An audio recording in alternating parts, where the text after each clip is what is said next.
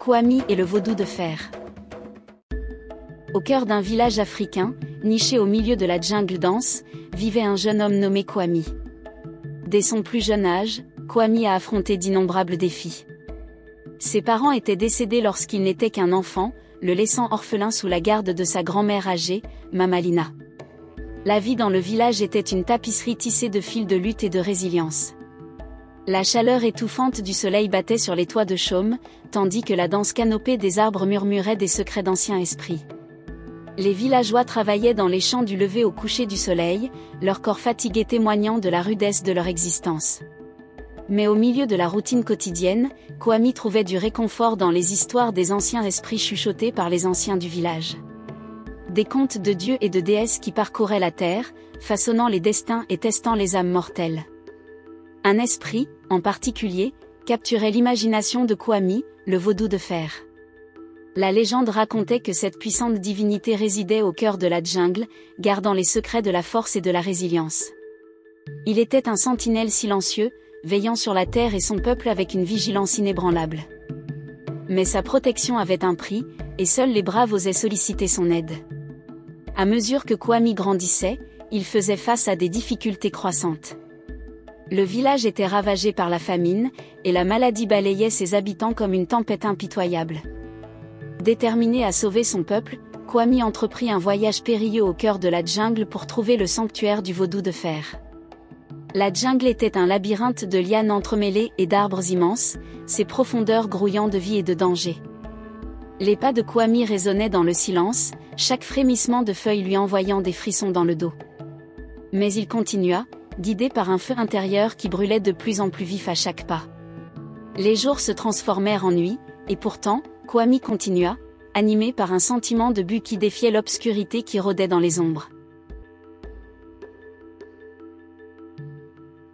Il affronta des bêtes sauvages et des esprits sombres qui rôdaient dans la jungle, chaque rencontre un test de son courage et de sa détermination. Mais il ne se laissa pas décourager, son esprit inflexible face à l'adversité.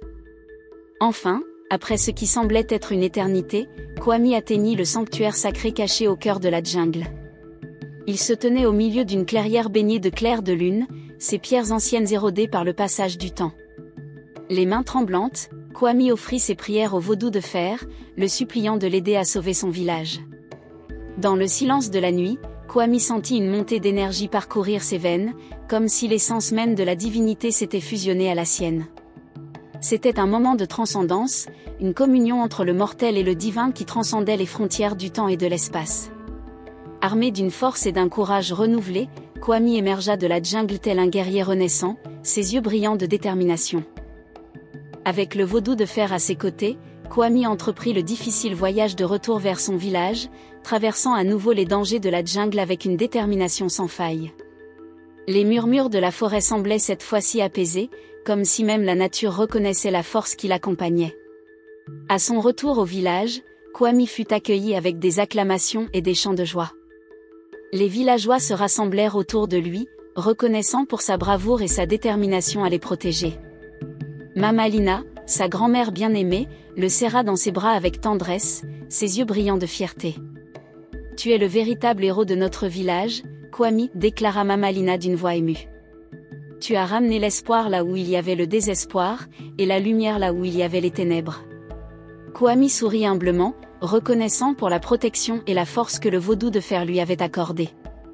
Il savait que même si de nouveaux défis surgiraient sur leur chemin, ils les affronteraient ensemble, avec courage et détermination.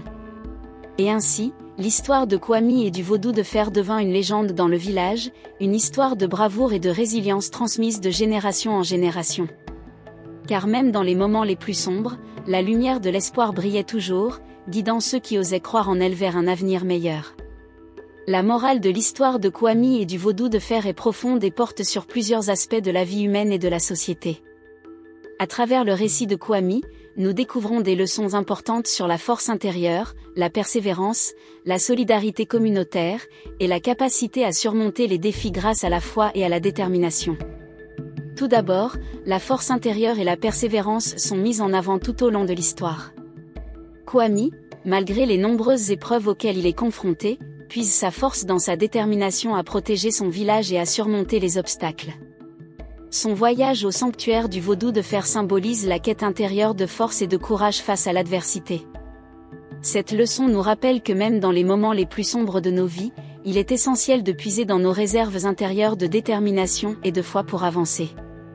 Ensuite, la solidarité communautaire et l'importance de l'entraide sont des thèmes clés de l'histoire.